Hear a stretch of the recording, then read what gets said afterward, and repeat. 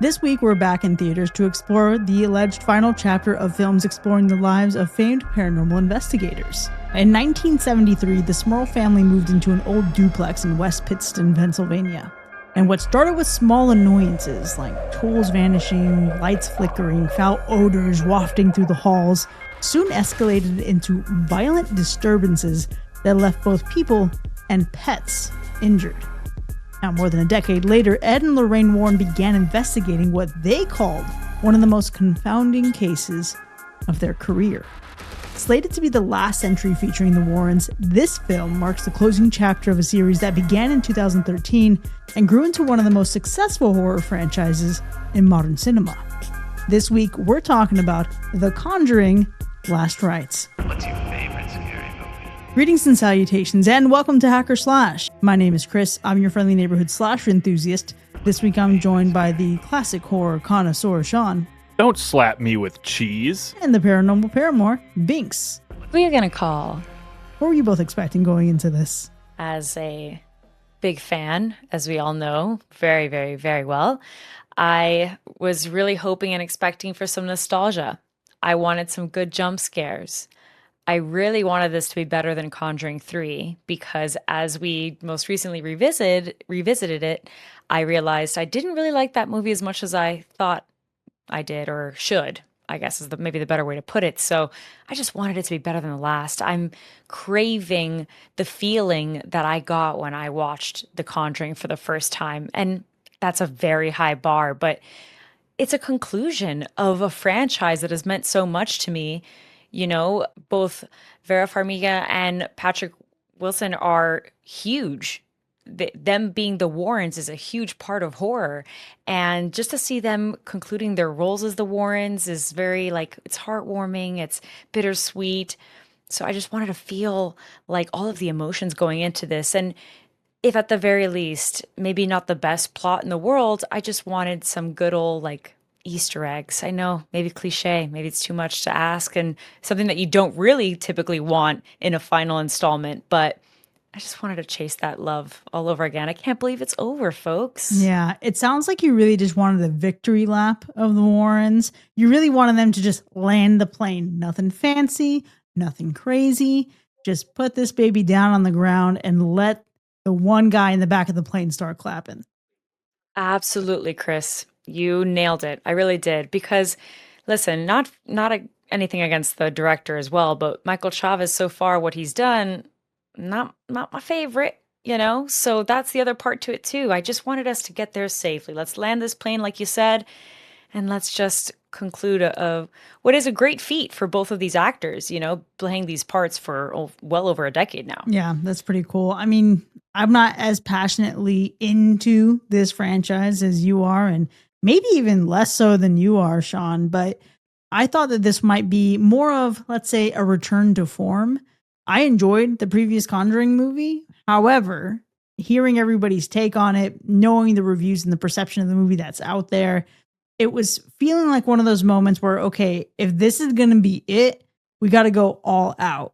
And we need to tie back to the original film and at least have some of that atmosphere, some of that ambiance, and maybe even a few returning characters. So like you, Binx, I think you were hoping for the victory lap, but I expected the victory lap. And I don't know that I expected it to be fully handled with a lot of grace, but I expected it to be better than not. I think it's a fair expectation because it's going to be, no matter how you look at it, this is the end of an era, right? Like the franchise or the universe may find a way to go on with different stories that don't involve Ed and Lorraine themselves. But this one feels like a big one, right? It's the final installment in the Conjuring series with Patrick Wilson and Vera Farmiga as Ed and Lorraine Warren. So it has to be big, right? It just has to be big. And we're going to want to see the callbacks, the Easter eggs. I just hope it doesn't leave us feeling like we needed more, as many franchises or even popular TV series do when they try to close out the story, because let's face it, it is hard, right? When you have a story that is so beloved and widely followed, it can be really hard to find the right way to close it out. And I think that's where it can get stuck. I'm just hoping that it finds a way to not do that. I mean, that's completely fair. again, this is one of those things where maybe this guy's trying to land this plane and then all of a sudden it's broken in half on the tarmac. I mean, nobody wants that.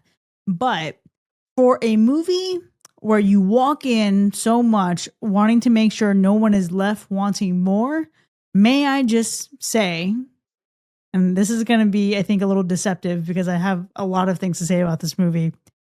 But the biggest feeling I had was I could have done with less. This movie felt long. It felt really long. It was fun.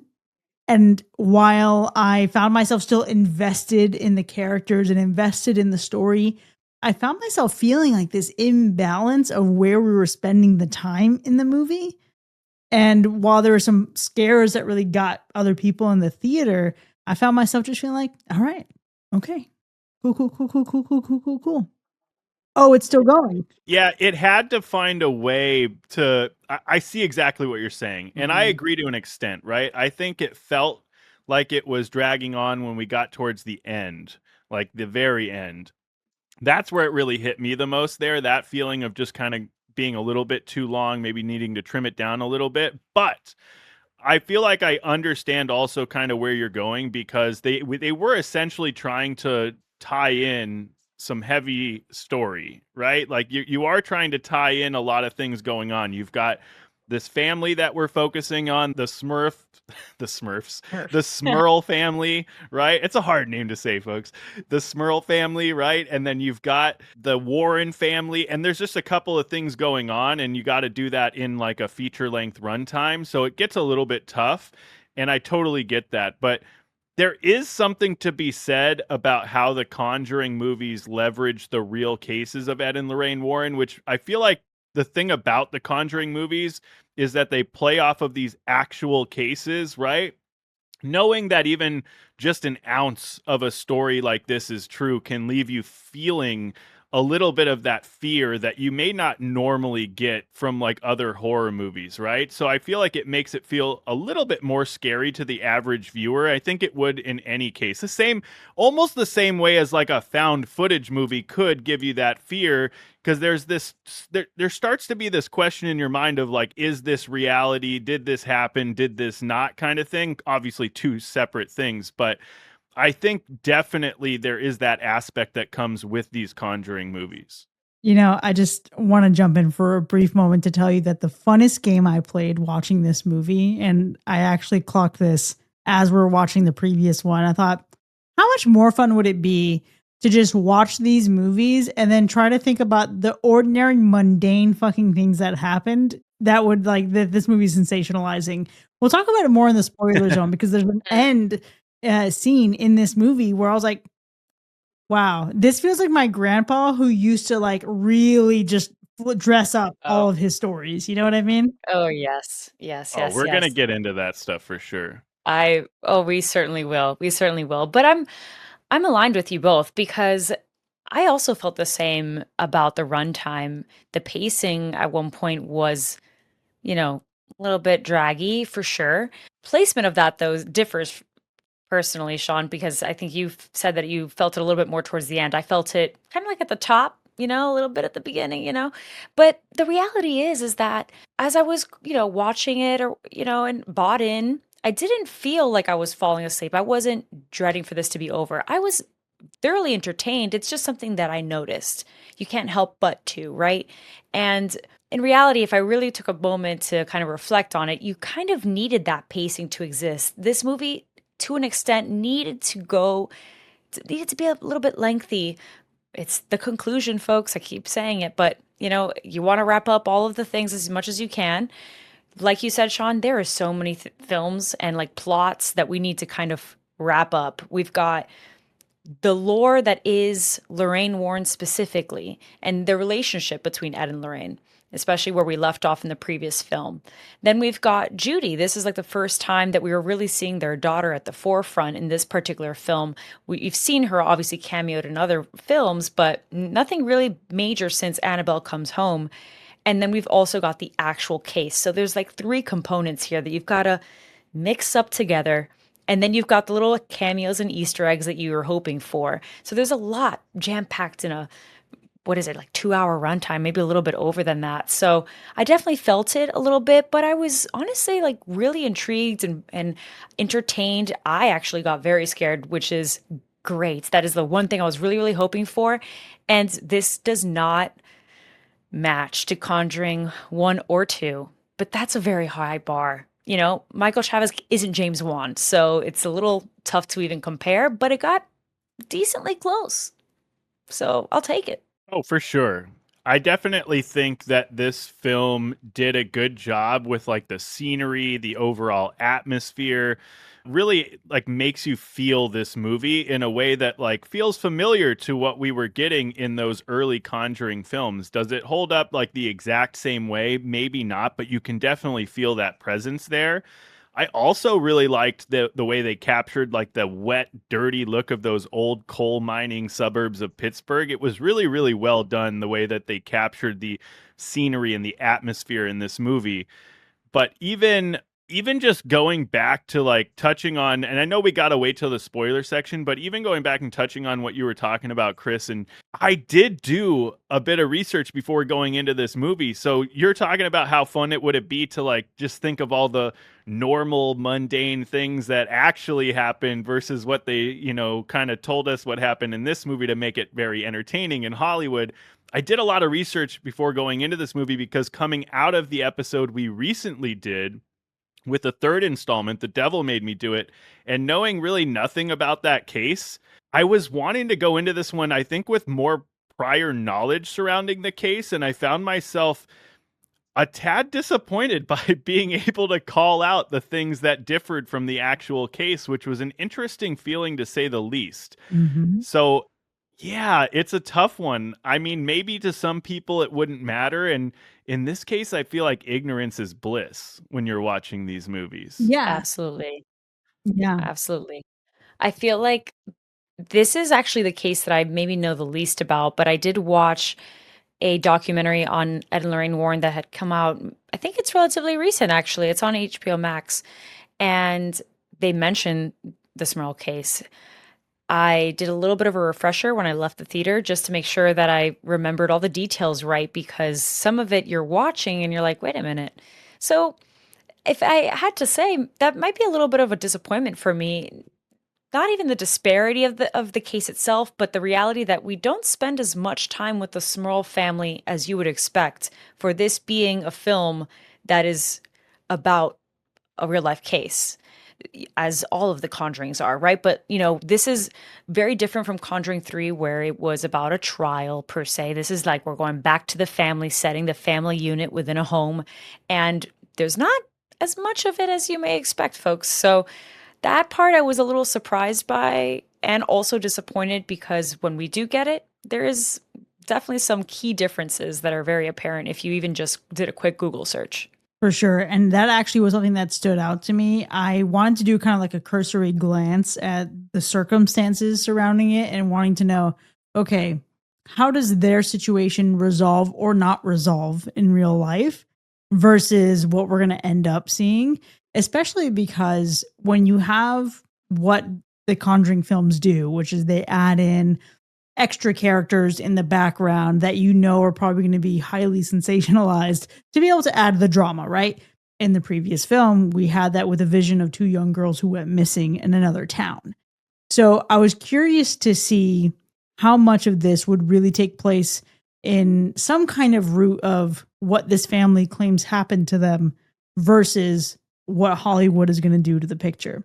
Now, I didn't still want too many details because I wanted to be able to just sit back and kind of enjoy it. But to your point, being Sean, yeah, there is a few things that immediately stand out, but there are also more things that stand out where I'm like, that's a really classy way to handle this claim. And I am glad that they did it the way that they did instead of going in a more Rob Zombie direction. Not that you would ever get that in a Conjuring film, to be clear.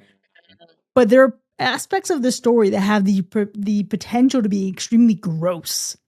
And they obviously took the high road, continue to do what these films tend to do. And again, that's all based on, I think, even a lot of contracts that were signed by the Warren family before this production ever even started. However, much like you both, I found myself disappointed that in a movie that is obviously the finale for the Warrens that I wanted less of the Warrens and more of other characters. Because I will say that I was pleasantly surprised by how much more invested I was in the Smurl family.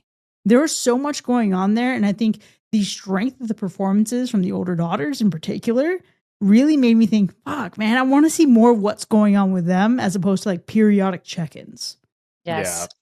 I feel you on that because I think it's that sentiment matched The Conjuring, how we felt about the family in The Conjuring, the first one, you know? Like I was so curious about them, but we got so little of them. And then on the flip side, we got so much of the Warrens, which, you know, in fairness, because it is the conclusion, you do expect that, but B, you need to wrap up huge lore surrounding them that had been built up across so many films. So I suppose you could only do so much in making sure that you're putting a good bow on it and really wrapping up these iconic characters. Just like was an interesting balance between the two. Yeah, may I just say though, you know that you can get that sometimes that feeling where you're in a meeting, you're like, bro, this could have been an email. I feel like some of what we get with the Warrens could have been an email, and I feel like we could have had an incredible, like, limited series of these two playing the Warrens, and then give us the longer breathing episodes of these paranormal things that are happening that they're investigating. I almost would prefer that platform for their story, as opposed to feeling like you have to juggle so many things in the runtime of one film. If not, fuck it. Harry Potter's done it. Hunger Games has done it. Breaking Dawn has done it with Twilight. Fucking give us 2 parts in the movie. I'm okay with that. Yeah, I was going to say we could have a part 1, part 2, but I do like the idea of having this like limited series event. I mean, technically it wouldn't even be necessarily limited, right? Like technically if we were to do something like that, it could be like 100 episodes. Like there could be a ton of cases that we're just spending a hour long on or whatever for each one. It could be very different, very, very cool. Yeah, I think the problem that we're talking about here is that we decided to play into another angle in the storyline with the Warrens themselves instead of focusing just on this family. And that's what took away from focusing on this family, which we're going to talk about in a bit. But I think one of the things that surprised me the most about this movie was literally how effective I think this movie was in building tension. May not have been like a super frightening film, but the tension and some of that dread definitely was effective. The way they built it, I think, despite it being something familiar and things that we have seen in past installments in the Conjuring universe, it did a really good job with that. And that's what this movie does, I think, just really, really well. If we're looking at it, if we're really breaking it down, it uses all of the tricks that have worked in the past and leans heavily into this muscle, right? And it works. It just works. So whether or not you believe in like the demonic stuff or ghosts or haunted houses, you can still appreciate the eerie thrills of a good ghost story. For sure. I think that, again, I mentioned it earlier, this is a film that it would be a one big hail to the nah. So that's what I was hoping for, folks. I mean, we didn't get that personally. We didn't really get that in the third one installment. Conjuring 2, we have my queen, you know, Valak, so it's a little different. But I'm chasing that feeling. Goes back to its roots to an extent because there are some antagonists, I guess we should call them, that are terrifying. Personally, if I saw them at the corner of my room, I would be jumping out the window, and that's a wrap. Everyone is when it comes to The Conjuring. The Conjuring is known for its fear. Like there's some moments and scenes that are ingrained in your head, and that's what I was looking for. And dare I say it, I think this movie's going to provide maybe 1 or 2 for you that you're going to remember. At the very least, one particular antagonist that I absolutely was not fucking with. So some good jump scares that had me jumping up my seat. But I'm more susceptible to it compared to you two. I know that. Yeah. I went to go see this with Allie, and I was pleasantly surprised. Like, she loves the Conjuring movies. She's a huge fan of this franchise. And she was jumping. She was jumping a bit. And I'm like, damn, to be so well moved by a film. You know? Like, I love that. Like, because what an experience that is. Now, the thing about this movie and where it scares you, I can appreciate its deviation from some classic recipes, But even then, it is still like if you watch a lot of horror, if you watch a lot of paranormal movies in particular, you're going to see this, right? You're going to be able to anticipate when these things are coming. However, there are slight adjustments to timing and redirections and a lot of misdirection that can scare, I think, a horror novice and makes it for honestly a great crowd watch at the theater. I wish there was more that this movie did differently to separate itself from that kind of trope. However, what I can at least appreciate is the quality of its scares. And then on the flip side of that, being able to tackle a familiar territory for the Warrens while also feel like they're adding a different component to the story and what they typically do. We're going to dive more into that in the spoiler zone, but I think it's refreshing in a way. It is. I think the Conjuring films are always a little bit interesting because they do rely on the actual cases of Ed and Lorraine Warren, obviously over dramatizing the story to make for that entertaining horror flick. But I suppose that's where these films really get their originality from. It's the way that they kind of depict these events and make them into their own, building and adding to the story, that it finds itself kind of really making its own story. And so you got to give it credit where credit's due, because let's face it, you gotta put some flair and some pizzazz in there. Absolutely. I think that ultimately, like we were talking about, if this was a TV show, then maybe this would have way less lore to it. But we're talking about feature films, and several of them at that, and going off of hundreds of cases at best, calling out to some of the more popular ones in paranormal history. So like Amityville, of course, is the biggest one that Ed and Lorraine were involved in, and they were only there for a little bit, but yet it's still a part of the lore. These are small pieces and bits that make up who Ed and Lorraine Warren are, a name in horror, right? And definitely in paranormal investigation. So I think that it's so interesting what they've built out in this franchise. And definitely, there could be some debate on, whether that's a good thing or not, because the actual Ed and Lorraine Warren, their story, sure, is very controversial. We've talked about it in several B-sides and episodes, most definitely. But putting that aside, I think just when you look at the movies, they've created such an interesting franchise over the course of several films. And it's just weird to feel like it's coming to an end. And although some things were very extreme, some movies kind of wish they weren't canon, right? I think that they wrapped up everything really well.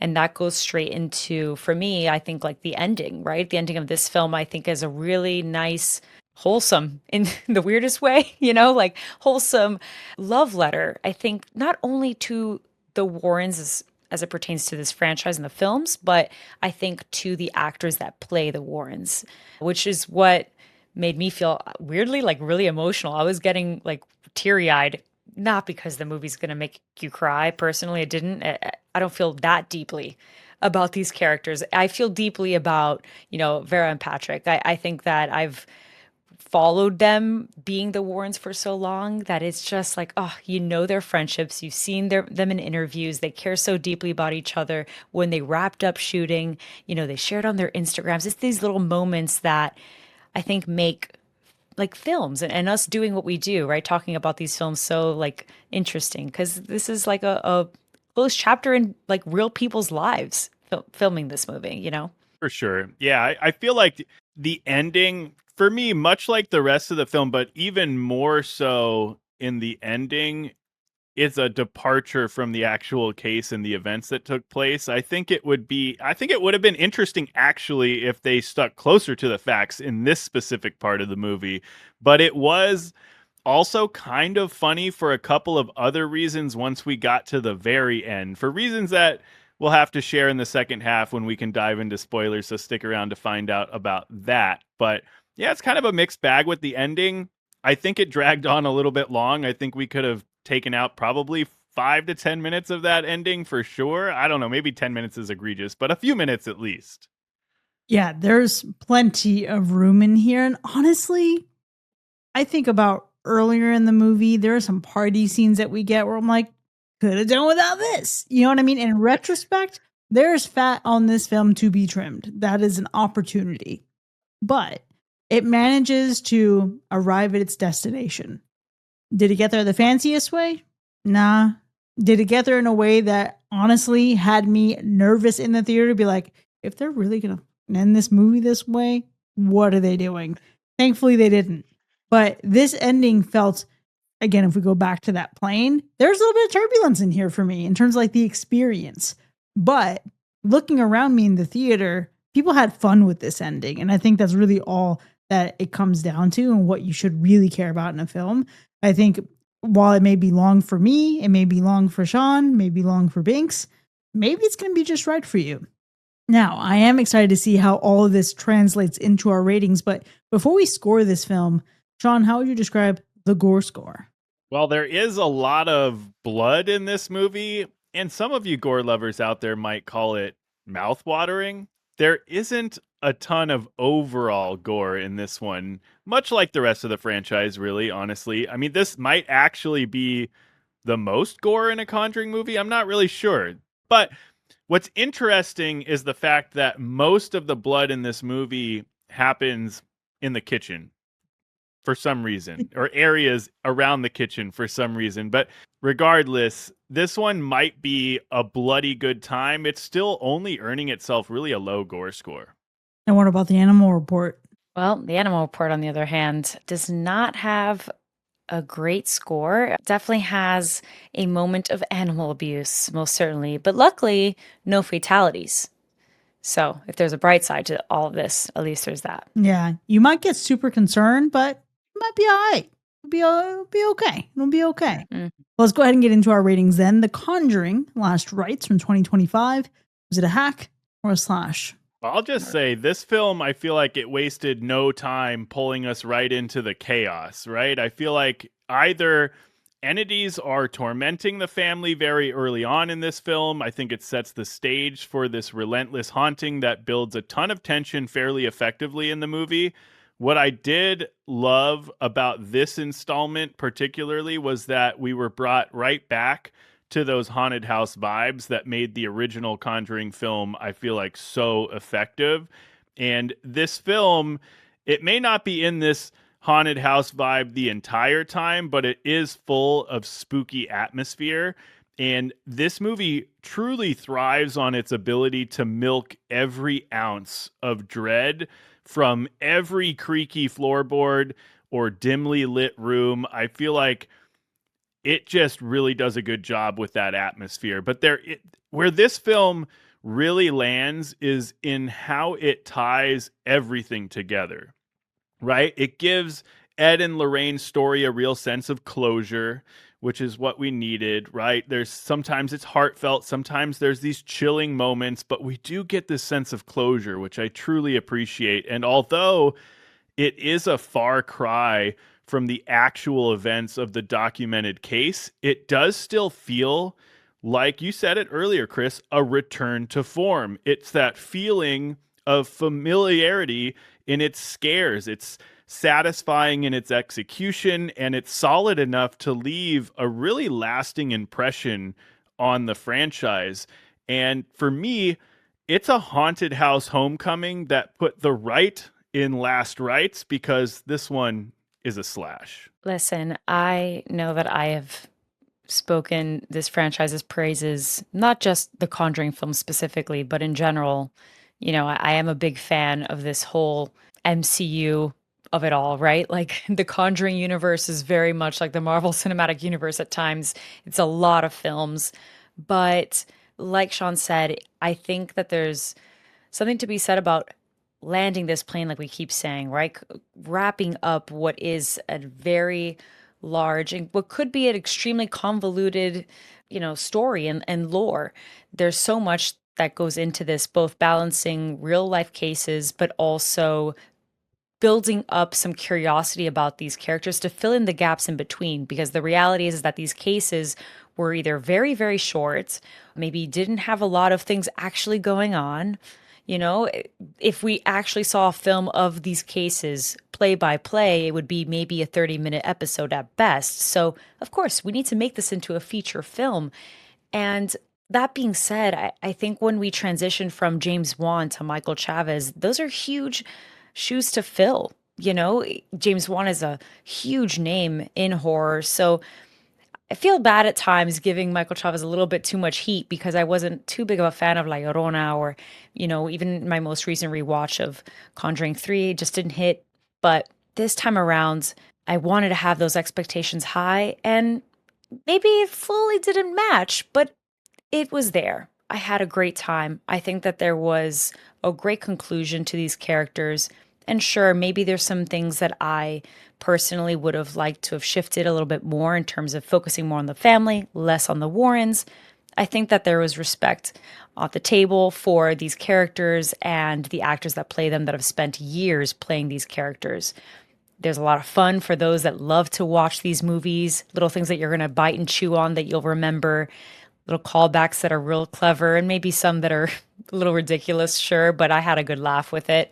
And ultimately, the other component that I can't wait for us to dive into as well is that there's some incredible shots here. The lighting here, the set design, the costume design, like those departments came to fucking bat. And I think that if we really were to wrap this whole thing up, this is a great conclusion to something that everyone reveres. So for me personally, it hit the mark and I think it's a well-deserved slash. Absolutely incredible. Now, Sean, I want to circle back to something you said. Because the first word out of your mouth was, this movie wasted no time pulling us into the chaos. And I would agree. For sure, it jumps right into it. And I really enjoyed the way that we start. But what this movie also did was waste significant time towards the ending and arriving at its destination. Now, that being said, and again, I want to be very specific here because that felt like a very long experience. There is still a lot to love in this movie. And it actually, I think, has scares that are worth the price of admission if you're going to go to this, A, as someone who loves the Conjuring franchise and someone who loves jump scares and really buys into this, or B, if you're going to this with someone who's really susceptible to jump scares. This feels like, okay, I want to go see a scary movie in a theater, and this is what people really want to feel when in there. Not for the diehard horror fans. They ain't shit in here for you. But you'll enjoy it nevertheless. I do also want to draw a comparison, though, to this film serving as a finale to a chapter of a franchise versus another film that you'll all hear the episode for next week. And that was Hell House LLC Lineage. These movies have two different budgets, two different leagues. They're two worlds apart in terms of studio pictures versus independent horror. And it's incredible that the Hell House franchise, fought above its weight class and then landed in an actual theater. That is incredible and a feat to behold. But the reality is that despite their differences in quality, both of these films arrive in our theaters within weeks of each other.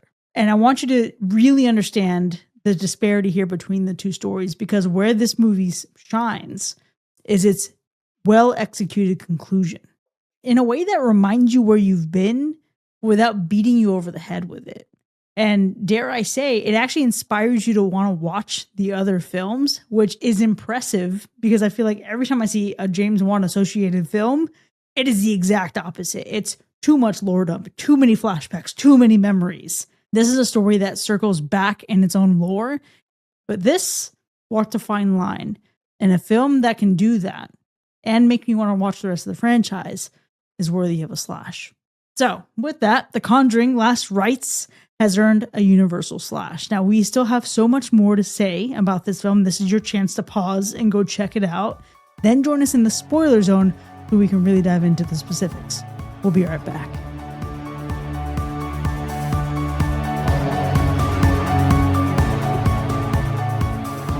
Welcome back, folks. You're now entering the spoiler zone for The Conjuring Last Rites, which is under Universal Slash. Now, there's so much to unpack in this and really sink our teeth into the story, but before we do all of that, Sean, let's go through those kills. Yeah, if you're a longtime Conjuring fan like myself, like some of us here, then you pretty much know not to really expect a high kill count from these movies. I mean, listen, we only get one full-on kill in this movie. Two, if you count the fact that little stillborn Judy was dead for a whole ass minute before coming back to life. So maybe there's a stretch for two.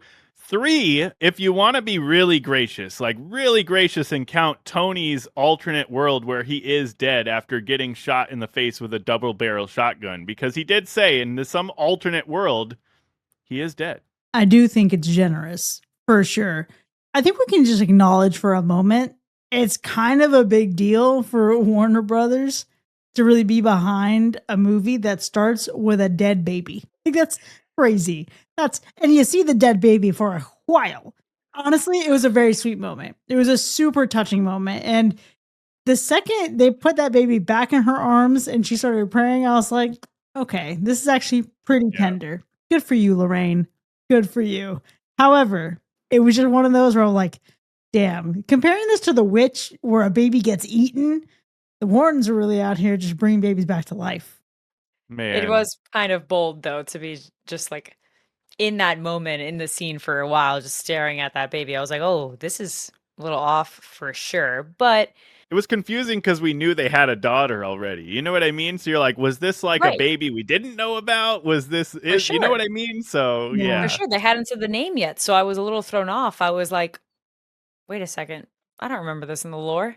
In either lore, both real nor fake. I was like, Judy's here. So which one is she? I was almost doing mathematics for a little bit there. I was like, wait a second. If she was this and this is this. I will say, though, that that's pretty interesting to kind of, again, add a little bit of the lore, a little bit of an explanation as to what's up with Judy. Again, like we've only gotten little tiny bits here and there. We can obviously assume that maybe she has some kind of abilities like Lorraine Warren. We've seen the Nun movies. And if you haven't, I would strongly recommend, because there is some exposition about Lorraine through those films, and thus you could infer that the same is going to be for Judy. Annabelle Comes Home I actually haven't seen, but I know that that film in particular centers around Judy, so maybe in that film there's a little bit more of an explanation on that. But I think it was clever to add that component. I was just curious to see, like, okay, you're introducing something now, are you going to see it through, and how is that going to work when we are supposed to be exploring the Smurls? Yeah, for sure. It is interesting, definitely. But I mean, we got to talk about really the actually only kill that we actually do get. So I am curious to see how you feel about the one real death that we did get in this one with Father Gordon. I mean, was it everything you prayed for? We're doing a lot today. I'm loving this heat. I was stunned. Not gonna front. In my notes, I was literally did a big eye open little drawing doodle because I was genuinely stunned by that. You don't really see often where they're willing to take risks and getting rid of a character. I mean, maybe not a main character, but Father Gordon is basically in every single movie, maybe some that aren't even in The Conjuring. So you just know the name. If you know the franchise, you've been watching it, you know the name very well. So I just wasn't expecting for him to go. And in the way that he did, that was the moment where I was like, wait a second, this entity that we're dealing with, does it actually go like toe to toe? Is it even more intimidating than Valak? For me, that's very hard to believe, but I started to buy into it when I saw that kill. Listen, we have a long-standing precedence in horror that priests are going to die. It wasn't surprising. What I did enjoy was all the buildup leading up to his death. And then to realize that this isn't just some weird shit happening and then he's dying in the exact room in some spooky circumstances, but suddenly we're cut and sent back into the reality of the moment. Oh my gosh, it's just insane to know that we see all this shit playing out and then boom, snap back to reality. Oh, there goes gravity. Oh, there goes the father hanging himself. That's fucking wild. That is, there's a lot of that, and that already, hanging people is an extremely disturbing imagery. And just the precedence and the reality of that, it is unsettling to see, especially when you look in the context of the history of our country. I wouldn't say that it makes up for the lack of other kills, but it certainly hits you differently. To see that happen just like that, so suddenly. It does, for sure. It is jarring, right? Just the whole, it was, you knew it was coming, right? At a certain point, you knew it was coming, especially when he like takes the cord out of the wall and starts walking away with it. You know, like, oh, I called it out. I was like, he's gonna go hang himself, like, for sure. But it was still jarring the way he just kind of fell off the staircase or whatever and just like snapped right there. But even leading up to that, like, just seeing the door handles with the crosses on it slowly turn into the inverted cross, and he's grabbing his crucifix and he's trying to fight this evil force, but the crucifix catches on fire, and just the cool shot of like his hand bubbling and getting melty, and you could tell he was holding on for a while. He was like, I am going to fight this until I absolutely can't, and he put up the fight for sure, but he just couldn't get there. He just couldn't get there. He couldn't get there. And I will say, I mean, at the very beginning, the intro, you could presume that, okay, is this maybe a tactic or something? It's not very clear that the possession of this entity results in someone hanging themselves. It's way too soon for something like that, for an assumption. Personally, at least I didn't come to that conclusion. It was only until he's looking at the cord unraveling, like you mentioned, unraveling, where I'm like, why are we focusing on a cord? That I'm then thinking, oh, wait, are they really about to do this? And truthfully, it made sense. I think that this is the part where, for me, the pacing and how like drawn out this whole film is, it has to happen this way to an extent. There's definitely some fat to trim, like we said, but it has to happen this way because what else was going to get the Warrens to go to Pennsylvania? You know what I'm saying? Like, they needed some kind of reasoning to go out there in the context of this film, because Lord knows that my peeps were out on the case. But in the context of the film and the franchise, and obviously what's happened in the film prior, like, it seemed pretty settled that they were not going to be out there exploring and doing other cases again. They even told Father Gordon that wasn't going to happen.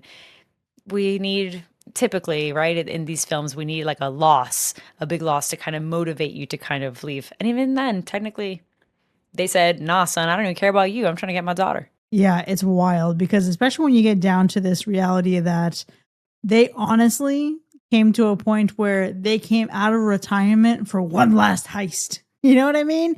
This is a heist movie, if nothing else. But also, it would have been so much better, folks, if you had just listened, if you had just participated. This man may not have lost his life quite so violently, at least not right then. I mean, he was getting up there in age, but I think he still had a lot of life ahead of him. He had time. He definitely had time. There's one thing that I do feel like I want to give it up for in this movie, and I know like we're all going to talk about a lot of like the really great atmosphere, the lighting, the set design. We can get into that, but I do want to highlight the score in this movie, because without the score in this movie, some of the tension I don't feel like would feel the same. Like, there was those like really like low humming, menacing tones that were building up in some of these scenes that really built up the moments where we kind of like almost were sitting in stillness, in darkness, until we did finally get something. And the score really did a great job.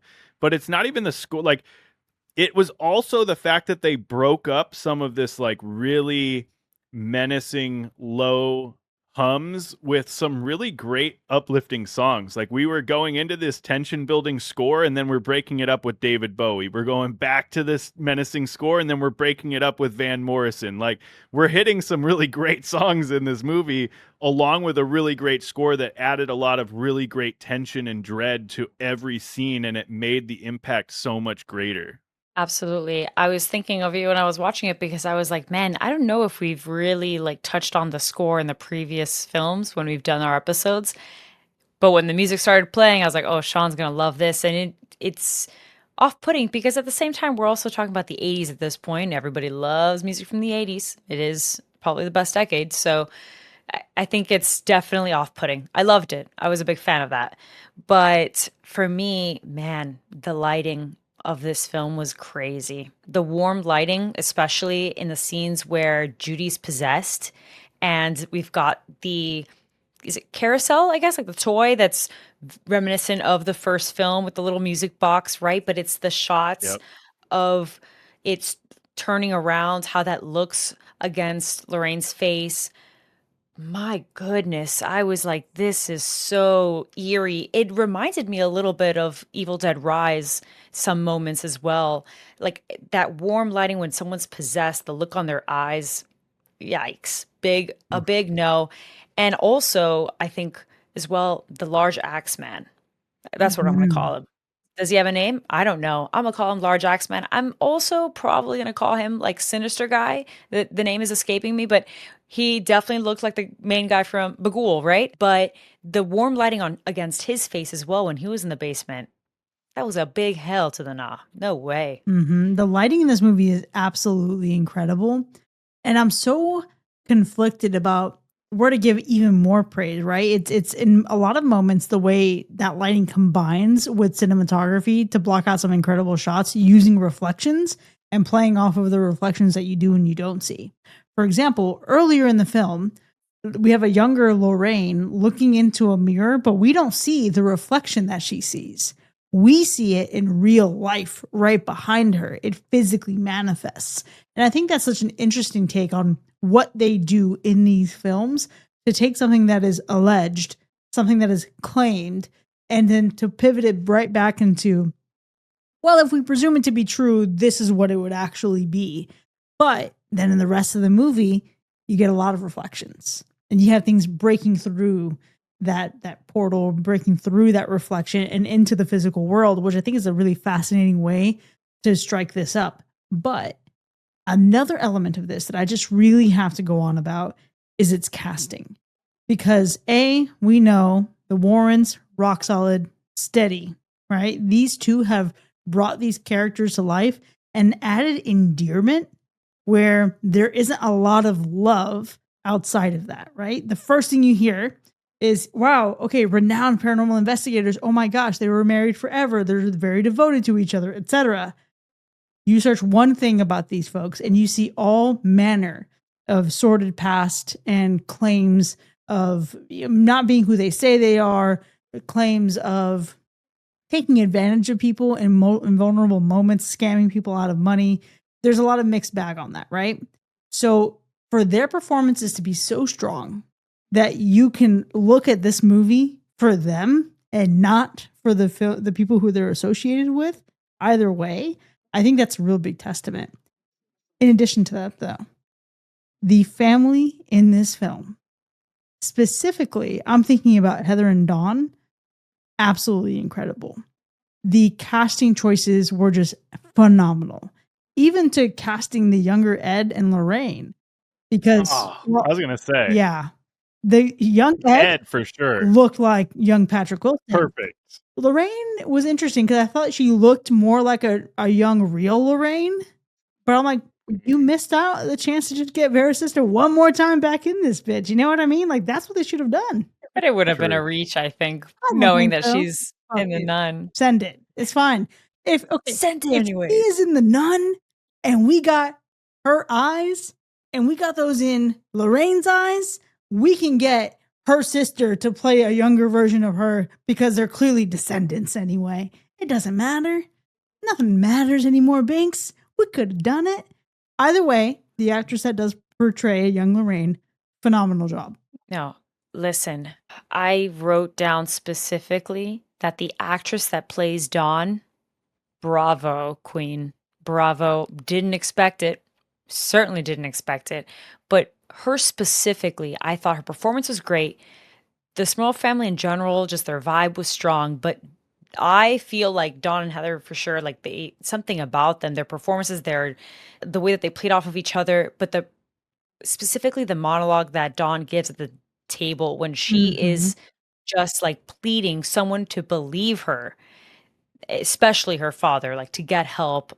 That was like the first time I think in all of this entire lengthy franchise that I was like, oh my God, a victim that is acting exactly how you would expect in an instance like this when they are upset, furious that no one is believing them. It's not just like pleading and like crying. No, it's fury Mhm. because what she went through, damn, Yeah. And Yeah. that's not fun. actually, I love it so much because the feeling that you get from her, the passion that you feel, it's also the confrontation of, and then it's a very subtle layer there. She sees her father to be this stoic figure who's just trying to keep it all together. It's like, okay, well, either you don't believe us or it's happening and you can't do anything about it. Which is it? So that already takes so much out of her father's hands. So that's one layer of it. Two, it is, she's saying what I think every character wants to say in these fucking movies where a dad moves a family into a house and he doesn't listen to the wife or the kids. It's all being thrown out there, right? Thank you, Don, for finally saying it. However, the other layer of this is the context of what is alleged to have actually happened with the father of the Right. family, right? Right. And when Right. this moment happens at the table, because we only get these periodic check ins, it is unclear to me if that has canonically already taken place. Because the way he responds with his own emotion, where he talks about it's happening to all of us, I was like, there's something there. Then obviously Yeah. we get the scene with him levitating and then the succubus on top of him. It is a terrible thing for sure, but the dynamic between all of them, the tension of that, the stress of that, it was probably the best acting I've seen in the Conjuring franchise. That's me. Oh, for sure. Like definitely up there, if not the best. But, even the fact that, it's happening to all of us line, like, yeah, you could take it as like maybe the fact that, everyone's dealing with the trauma of something happening, right? Maybe at that point, everyone hasn't experienced to the level of others. But I do love that she's like crying out for help.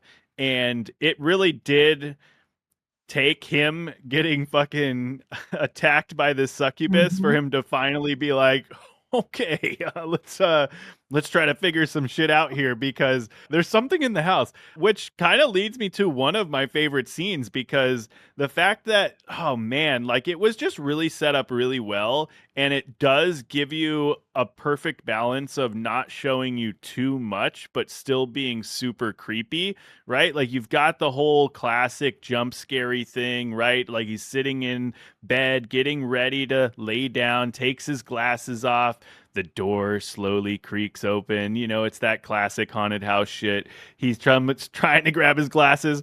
What happens? Of course, his glasses fucking fall off the nightstand, so he's not going to grab those in time, or it's not going to be easy. So he goes to pick them up, looks up, and there we get the really like, if that didn't kind of give you the shivy wivvies, like that was just this succubus just looks fucked. Okay, let me just tell you, this succubus looked like a cross between the witch from the first one and fucking Gladys from Weapons. Okay, Absolutely. like Absolutely. I'm like, dude, if I gotta deal with this, like together we are fusing to make one crazy ass bitch, like I am not here for it. Okay, if that thing shows up in my room, I don't know what's gonna happen. I'll tell you that much. But holy shit. Nothing good, I'll tell you that Mhm. much. The sight of her had me on my ass. I think I literally jumped out of the seat and onto the floor because no, she was horrific to look at. Most definitely. But I will say, I also love that scene because I will also say though that I did not know at that point in time what had happened to Jack Mhm. Smurl. I realized that afterwards. And I will say that the scene is handled delicately ish enough to where it's a little unclear. Like sure, you see her on top of him, but it's not like it's in a particular position or anything that would make you think that it's leading to something else. His Mhm. reaction Right. most definitely he's uncomfortable, he's terrified, but nothing of the sort that would make me feel that what actually happened was, something of sexual nature that was mentioned in the real case. So, I'm Yeah. glad that that was handled that way, but Well, man, that's where she the was less is more thing I think came into play really well because you did absolutely. get like you got the little shot of her feet on top of him, that's why you know, like, she was right on top of him. Mm-hmm. And then it just leaves you to the imagination of, like, Sure. I'm not even thinking at that point, are we sticking to the facts of, like, being sexual or not? I'm just thinking, like, my imagination is like, I'm literally staring face to face with this creepy ass fucking succubus, like, probably eye to eye. Like, that is alone probably the scariest shit I would ever encounter in my entire life. Yeah. Imagine your wife walks in on you, thinks you're cheating on her, and it's a fucking demon succubus, bro. Most definitely. But while we're talking about that scene, though, it gets matched along with the daughter replaying the tape, the VHS tape. Mm. And that, I think, was the double whammy for me that made me love that scene, because it was that coupled with something that feels so real, like relatable. VHS, it's extremely analog and it's coming back. I collect VHSs, and I could only imagine, I've got some tapes literally right next to me of me and my dance recitals. And it's weird to say, but like, what if I put that on and I'm like noticing something in the distance and I'm replaying Right. it? And then you suddenly, yeah, no, for real, I really might. Who knows? And it's just like those little things that I think about sometimes. So when I saw it in this film, I was like, I love that. Let's also bring back fear that is really authentic and real. We don't have to do things so overly dramatized and stuff like that. There are real moments where you look at something and you can't tell, are those eyes looking at me, or are they just the lights from the TV? And this scene in particular reminded me of that, because she looks up, she sees those two dots right above the TV. What could it really be? And it very well could be something looking at her, let's be honest. So Mhm. stuff like that is like, that's what I love about horror, that we need more of. Yeah. Less is more. We talk so much about that, and I think it's very real. Yeah, I love that scene. It is absolutely my favorite, but it's going to go even further than this, because when she's playing that tape, first off, classic enhance moment. Suddenly the quality on this 80s VHS is just fucking outrageous when you just Enhance. Enhance. demons really say, let me clear this up for you a little bit. For sure. Let's do a little AI restoration in 1983 to 6. Yeah, it's a lot to go for there. But what a classic moment of seeing something that you didn't previously see there or experience there. I love that. But this is another one of those moments I mentioned earlier where you have what you would expect the scare to be, and then you're misdirected. Because this entire thing, you can see her face in the reflection of this TV. And history tells us that at some point we're going to see a reflection staring back at us from that TV. I was waiting. Over her shoulder, getting closer in the background, perhaps something is going to happen here. But it continues to go onto its beats, and it never fucking happens. That was a great moment, because it beautifully sets up what you don't expect, which is to see a fucking axe in the living room that was not there, obviously. Right? The headlights turn around. She looks up. Okay, no, it's just China. It's not eye staring back at me. Looks around the room.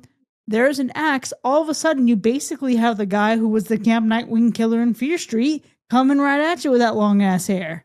That was a lot. With that long ass hair. What a mane. Mm-hmm. What a man. He also was really looking like the alphas from 28 years later. Like, he was a large individual. Mm-hmm. Mm-hmm. Very terrible, to be very, very clear. Yeah, I love when you just like are subverted those expectations, because I was locked in on that TV. I was like, you are not gonna get me, bitch. I know what you're up to. And then I got so bad. It's not even funny. I really almost hit the floor for sure. But there's another scene where similarly, I was like, I need to do something with my hands because I'm so terrified right now. And it is Judy trying on her wedding dress. The Suspiria of it all, with the mirrors surrounding her, So that good. already is very triggering. When you are kind of like looking at your reflection in a mirror within a mirror, I guess we can say or describe, right?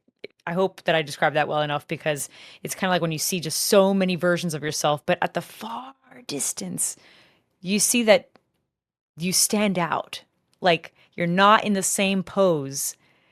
That particular moment was a big fuck that, because I feel like maybe we don't talk about this enough, but that thing with mirrors really freaks me out, because you're just seeing yourself within yourself, within yourself, within yourself. And what if down that line you notice that you are not moving at the same direction or timing that you should?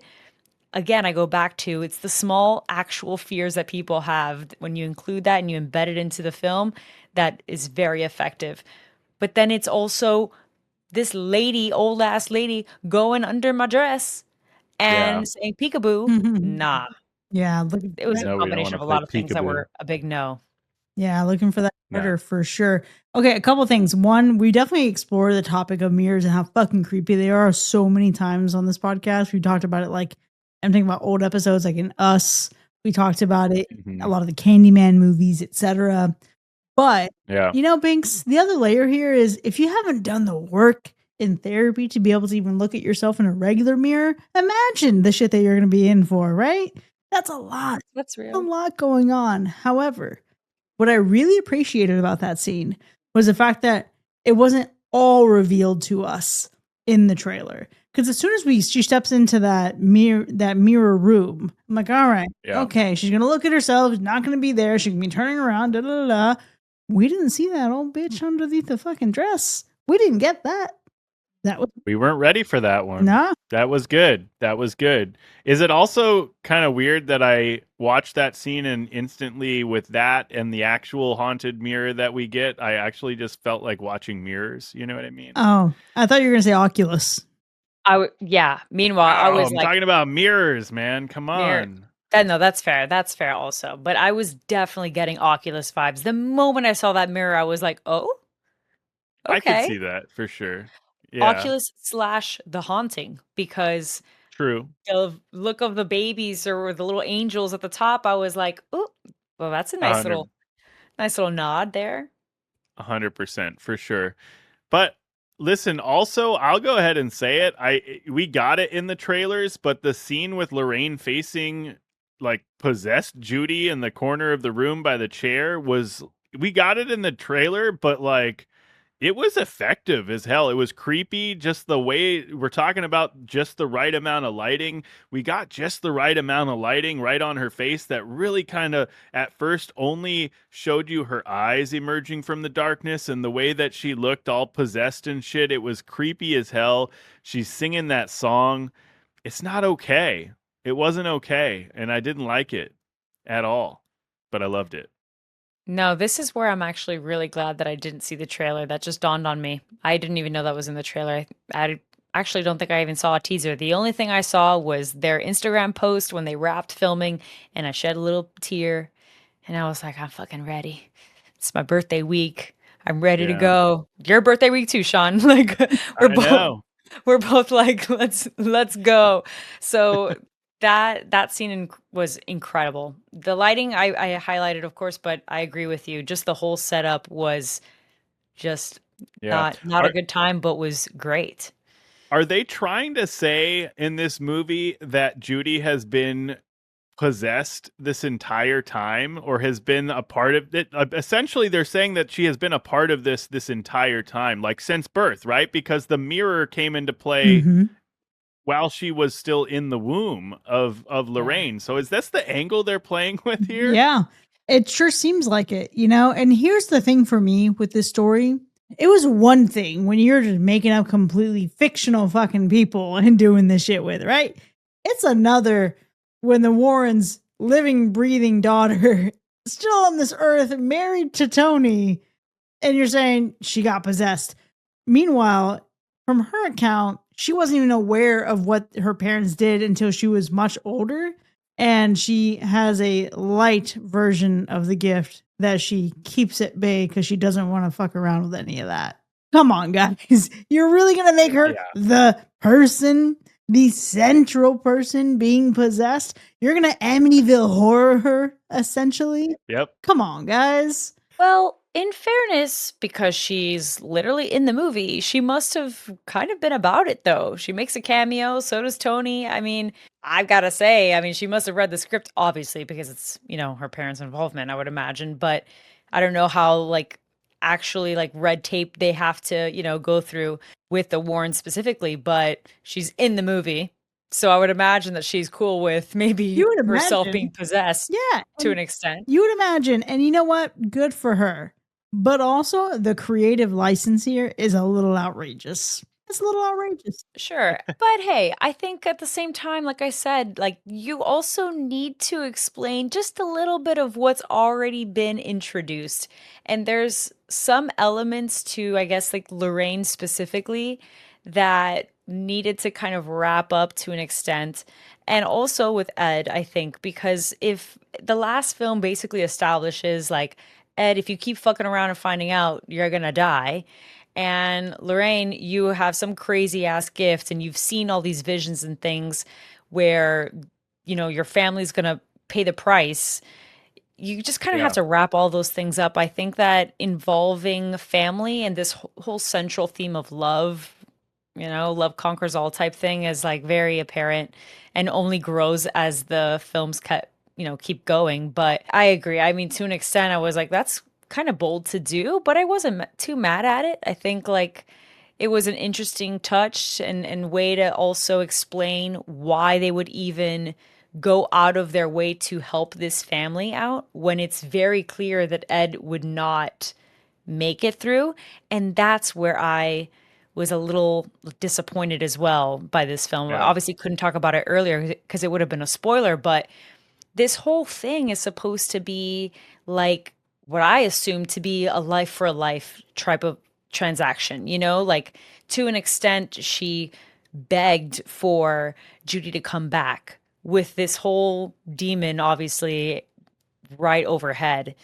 And sure, she did. But later on down the line, it wants her back. And I mean, it's kind of fucked up to say because he actually did end up dying not long after. But it's like, if Ed is having a full blown heart attack, was told specifically that he cannot do this again or strain himself or he will not make it, I almost thought, like, oh, are we going to do this right now? Is Ed going to die? Like, for real, for real? And They Judy's going could to have. make it? Yeah. It would have been pretty damn bold. But then again, maybe it would have been interpreted as a little disrespectful to Ed's actual passing and the Right. relationship between Ed and Lorraine for sure. So it was a fleeting moment, but we gotta say it. If I'm not the only one that probably thought that. But also, Judy, come on. Like your father is literally, your father can't be doing this shit, and you're the one that's now like, oh, come on, we got to do this, thing. Like, what's wrong with you? One last wrong with gig, you? guys. One last heist. We're in, we're Yeah, out. one last And even terrible. and even more so when she's the whole time singing her little riddle or whatever the hell and doesn't even want to face it. Girl, Yeah. please. Listen, Got to get it together. if you want to play big games, you got to put your big girl pants on. You got to be ready for Mm. it. However, someone that we're not talking about a lot yet, who I actually really enjoyed, was Tony. I really enjoyed Tony, Tony. as a character in this movie. Very earnest, very sweet. I also deeply appreciate, while he is rushing into some commitment, I do appreciate his perspective on what he experienced and feeling like he's almost like on borrowed time, so to speak. But he provides a layer of comedy in the film that I just love being able to see, like an outsider's perspective, getting close to the Warrens to be like, so is this like part of it? Is this normal? Do you always make pancakes? Fucking hilarious to me. Sometimes it's agree. waffles. Mm-hmm. I agree. I think that it brought levity that also allows Patrick Wilson to do his thing because I personally love when Patrick Wilson plays these serious but like slight comedic, like, gives little jabs of wittiness here and there. I think it's great, especially because he's so good looking. So when he does those little smirks, I'm like, boy, you better stop. But it's just fantastic. I think that they played off of each other really, really well. And at first I was a little confused by like what his purpose was going to be and like would it be a little bit too much? Would it be a little too much comedy and what's supposed to be very scary or what I was hoping to? I think it was just right. And again, adds onto this whole theme of love. It's huge in The Conjuring. Like face it folks, I think that that's the big part about the Warrens and what people know the Warrens to be a loving couple that is well known in the paranormal, universe and industry. And to see like a mirrored version of that love with their daughter and her husband, I thought it was very sweet. And for it to conclude at their wedding as well, I thought that was really nice and very wholesome. That's what I meant by the ending. Maybe the whole showdown was a little bit much. When I think of the ending, I'm talking about the wedding. That seemed very like, all right, the epilogue of it all, which I thought was very sweet. Yeah, for sure. I think one thing was funny that stood out to me is that we see it here and there in the movies, but man, Ed really loves to show off his room. I mean, you could tell like he's having a barbecue and this guy is just taking groups of people in there. He says that same line over and over again, verbatim. He does it again with Tony later on. He's just into it. He's into it. Which, man, thank you for bringing that up. I wrote that down too, but I was like, I don't know, is it worth saying? But I guess it is, because it also seems like a little bit much, doesn't it? I don't want to say disrespectful because what do I know? And this is not real. But I don't know, when you're showing off all of these artifacts and these possessed things that clearly have done harm to families, and you're showing it off like it's just a fun, hunting trip. It seems a little fucked up, doesn't it? Is it because Definitely. those items didn't cause harms to families? Is that maybe? Who knows? Dang. Skeptics might say so. Believers say, Wow. okay, keep it contained. Someone clearly said charge admission. I'm not saying Yes. I'm one way or another. All I'm saying is it's an attraction. It is Chris an attraction. is out here in this episode. Damn. Throwing punches It left is. and right, folks. But that's crazy. legitimately, it's a museum. It is. It essentially it How is. a comedian bought this friggin' place out. Not even Zach Baggins or whatever his name is. I can't. It's fine. It's fine. Yeah, it's very interesting for sure, but that's maybe a topic for another day. I do want to say, listen, in this movie, we get some Annabelle, and Annabelle's creepy in her own right, but Annabelle, watch the fuck out because mommy, fuck that doll. Okay, that doll, creepiest part of this movie. If that doll fucking turns its neck at me with those dark eyes, fucking saying, mommy, I'm fucking punting that thing across the room as hard as I can. I'm going to rip that fucking doll's head off. Yes, little Susie. Susie, you gotta go. In the trash. Not Most good. definitely. You gotta go. Although, wait a minute, because we're talking about Annabelle, but are we talking specifically Mega Annabelle? Worst part of the movie, Annabelle gets fucking gigantic. It's like that whole scene started off super strong. That whole scene started off great in the attic and turned into a fucking nightmare, and not a good kind of nightmare, with Annabelle turning into fucking some kind of like morphed Power Ranger villain. Not into it. Yeah. She Super Saiyans for sure. I surprisingly didn't mind her getting super big, but also I don't really care about Annabelle too much. So maybe I'm just like, maybe I'm not attached. Maybe I thought it was fun because I'm not attached. That's fair. Maybe. You know what another one is, though? If it's not the Mega Annabelle, are we going to talk about how that freaking mirror was just spinning around? That was a lot, folks. That was a lot. We didn't need that. We That was didn't wild. need that. It made the whole showdown of it all like very awkward, Yeah. but Okay. Yeah. I didn't appreciate it. Actually, we're getting into the mirror, which in itself was its own fucking character.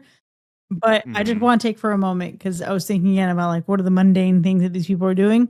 How do these two men make a story out of moving a mirror out of an attic? Do you know what I mean? This is giving one of you slipped, fucked up falling down the ladder, and then thought we got to come up with a great story about this. Like that's the energy that I felt here. Because only in a Conjuring movie could two men moving furniture out of an attic suddenly be the most dramatic thing to happen in the entire movie. It's getting heavier. It's getting heavier. Oh no, the blanket fell off. Don't look. She's here. She's here. I told you don't look. Is there drywall underneath these things? Like, we're having a whole analysis of the build of this attic. They're building it up for sure. For sure. Yeah, definitely some questionable choices, 100%. And if Mega Annabelle wasn't the worst part of this movie, I will say for me, and listen, I get it. When we get to the end, like we're wrapping this whole thing up, I get it. It is what it is, but it's not that I'm mad at like this whole wedding thing that took place. I don't think we needed the wedding at all to finish this movie off. And even if we got it, I didn't really need to like we're really going to have the silliness of putting the Smurl family at the wedding. We're going to have the silliness of putting past characters at this wedding. Like any of these characters actually gave a shit enough to go to any of these weddings. Like, no, it just felt dumb. I'm sorry. Oh, okay. But Sean, this is the conclusion of a mega franchise. You know how this goes. You're gonna I see know. the old folks from the previous films, the cameos, the Easter eggs. I wasn't anticipating it, most certainly. The I was only thing stunned. worse would be if all these people joined forces to finish it all off. You know what I mean? That would be the only worst thing that they could do. No, listen, that's an Avengers type film. A and B, that sounds like I don't know, like the Exorcist, No. like the more recent Exorcist movie that we got. Yes. Okay, so maybe not. But you know what else it sounds like? It sounds like Rise of Skywalker. I am all the Sith, and I am all the Jedi. It feels like that's what we needed. We needed the Pooniverse Monsters Assemble, but for the Conjuring. We needed Y'all, the Conjuring Demons Congregate is what we needed for this fucking movie to be. But that's man, great. I hear you on the worst part of the movie. I agree. I think for me, the worst part comes in the pacing of the movie. I think there's a lot we could have cut out. I didn't need the table tennis where he almost got a heart attack. Could have done without that. Also, this man is in retirement but keeps the demon bag at the ready. I guess you gotta admire that. That is something to behold for sure. And the other side of it, I mean, again, it's a little silly thing, but I really wish we had gotten Vera's younger sister. I really wish, could have been a nice little Easter egg moment. That's fair. That's fair. Listen, I'm with you on the Balls of Fury cameo, basically with that ping pong tournament that they had, and basically Ed Warren always being ready to go. Like this is a supernatural episode, so that was definitely gave me a laugh. But in general, Ed Warren is fascinating. Patrick Wilson's rendition of Ed Warren is definitely fascinating. But I guess if I were to like really sum it up for me, the worst part is that ultimately, although I enjoyed this movie for what it was, nothing's going to ever match The Conjuring. The Conjuring for me is a 5 out of 5, a mega slash. Definitely like if it isn't it's The Conjuring as far as my favorite horror movies. Like I love The Conjuring so much. I think at the time it was incredible for what it was. And I know that not, you guys that are not like big James Wan fans and not a lot of people are, but I think he really did something great with that film in particular. Mm-hmm. And there's just nothing going to be like it ever again. And that's okay. What's done is done.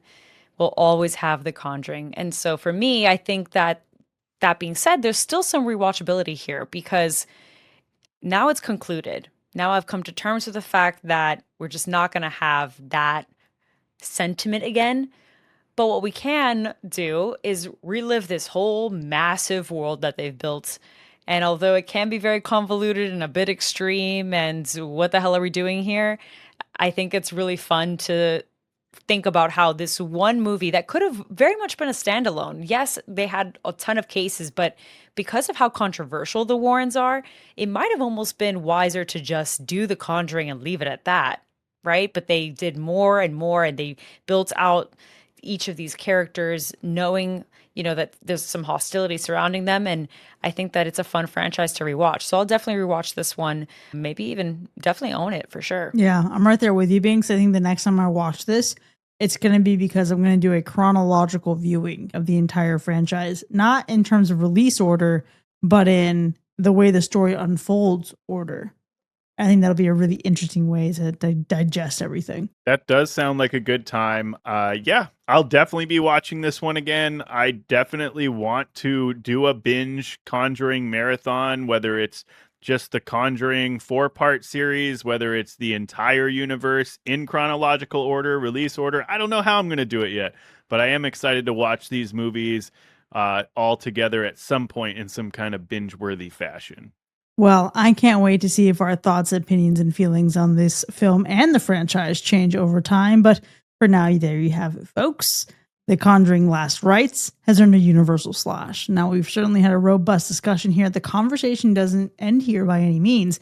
In fact, for spooky season, the conversation's extending into the free sides for you all right after this episode concludes. That's absolutely true. And if you had a hauntingly good time hanging out with us and want to find out how you can go further than this episode, you can consider supporting our show by visiting patreon.com/hacker/, where you can enjoy even more of the show, including some of this bonus content with early access, extended episodes with those B-sides that you're about to listen to, which are free for the spooky season, movie nominations, and live shows. We'll see you next time, folks. And remember, babies are perverts. Babies are gross. That sounds just about right.